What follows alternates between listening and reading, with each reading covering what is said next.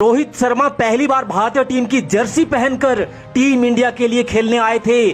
तब रोहित देखने में काफी पतले दुबले थे और बल्लेबाजी करने में भी 7वें नंबर पर आया करते थे, इसलिए ज्यादातर मौके पर रोहित को बल्लेबाजी करने का मौका ही नहीं मिल पाता था। शायद यही कारण था कि तब दुनिया रोहित के टैलेंट से पूरी तरह से अनजान थी। उस समय तक टीम इंडिया की कप्तानी महेंद्र सिंह धोनी के हाथों में आ चुकी थी और धोनी ने देखा कि इस बंदे में टैलेंट तो बहुत है।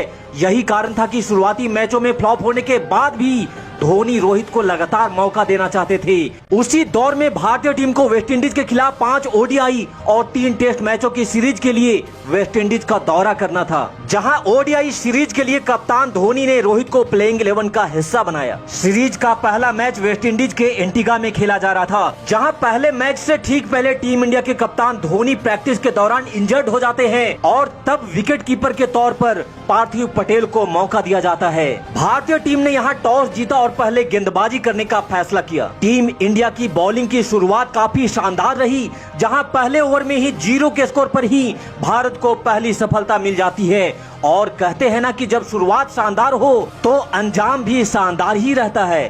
टीम इंडिया की शानदार गेंदबाजी के कारण वेस्टइंडीज की पूरी टीम 225 रनों पर सिमट जाती है, जिसमें 92 रन सिर्फ रसेल के बल्ले से आए थे। वेस्टइंडीज की जिस तरह से शुरुआत हुई थी और रसेल ने जिस तरह से तूफानी बल्लेबाजी करके वेस्टइंडीज को 225 के लक्ष्य तक पहुंचाया था, वेस्टइंडीज की टीम इस स्कोर को देखकर काफी खुश थी और वैसे भी ये पिच गेंदबाजों के लिए ज्यादा सपोर्टिव थी।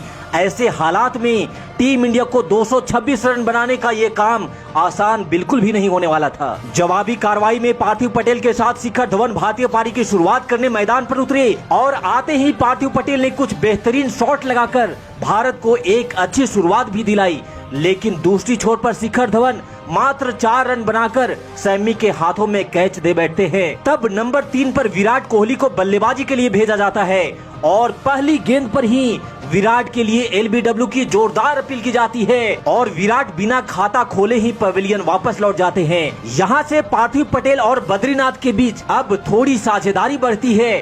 पार्थिव पटेल ने अब कैरिबियन गेंदबाजों के ऊपर काउंटर अटैक लगाना चालू कर दिया था। पटेल के चौके छक्कों से टीम इंडिया इस मैच में धीरे धीरे वापसी करने लगी थी, लेकिन तभी टीम इंडिया को तीसरा झटका लगता है। बद्रीनाथ जो शानदार फॉर्म में दिख रहे थे, वो 11 रनों की पारी खेलकर अब मैदान से बाहर जा रहे थे। 15 ओवर का खेल समाप्त हो चुका था और टीम इंडिया ने अपने 3 बड़े विकेट खोकर 60 रन बना लिए थे। टीम इंडिया पूरी तरह से संकट में दिख रही थी और टीम इंडिया को इस संकट से निकालने के लिए अब युवा रोहित शर्मा को बल्लेबाजी के लिए भेजा जाता है। रोहित के पतले दुबले शरीर को देखकर वेस्टइंडीज वालों ने भी रोहित को हल्के में ले लिया था। तब रसेल ने रोहित को इतना तक कह दिया था कि हमारे यहाँ के बाउंड्रीज काफी बड़े बड़े हैं, इसलिए छक्के मारने की सोचना मत, ये तुम्हारे बस की बात नहीं है। खैर रोहित तब टीम में नए नए थे, इसलिए उन्होंने उस समय रसेल से उलझना ठीक नहीं समझा और पूरा ध्यान अपने बल्लेबाजी पर फोकस किया। जहां पहली 3 गेंद पर रोहित का खाता नहीं खुला, लेकिन अगले ओवर में जब रसेल बॉलिंग पर आया तो पहले गेंद पर ही रोहित ने रसेल के सर के ऊपर से गोली की रफ्तार से बॉल को 6 रन के लिए बाउंड्री के बाहर भेज दिया। रसेल को ये देखकर यकीन नहीं हुआ कि एक पतला दुबला लड़का, वो भी रसेल की गेंद पर एक ऐसा छक्का कैसे मार गया। हिंदुस्तानी बाजुओं में कितना दम होता है, ये बात तो रसेल को समझ में आ चुकी थी, लेकिन ये तो महज बस एक शुरुआत थी। हवा के झोंकों ने तूफान को आने का संदेशा दे दिया था, लेकिन दुख की बात ये थी कि दूसरी छोर पर पार्थिव पटेल भी रोहित का साथ छोड़ मैदान से वापस जा रहे थे। 70 रन पर भारत के 4 विकेट गिर चुके थे। दबाव फिर से टीम इंडिया के ऊपर हावी होने लगा था। एक तरफ रोहित तो कैरिबियन गेंदबाजों पे काल बनकर कहर बरपा रहे थे, लेकिन दूसरी छोर पर team India back to back wicket खोते जा रही थी। अब तक सुरेश रैना 3 रन और यूसुफ पठान 1 रन बनाकर वो भी पवेलियन लौट चुके थे। टीम इंडिया का स्कोर अभी 100 रन के पार भी नहीं पहुंचा था और भारतीय टीम ने अपने 6 विकेट गंवा दिए थे। इसे देखकर भारतीय फैंस का दिल अब टूटने लगा था, लेकिन रोहित जिस तूफानी अंदाज से बल्लेबाजी कर रहे थे, उसे देखने के लिए लोग अब तक टीवी से चिपके हुए बैठे थे। इस हालात में रोहित को हरभजन सिंह से साथ मिला, जहां एक छोर पर हरभजन खूंटा गाड़ कर खड़े हो गए थे, वहीं दूसरी छोर पर रोहित चौके छक्कों में डील किए जा रहे थे और देखते ही देखते रोहित ने अपना पहला अर्धशतक भी पूरा कर लिया।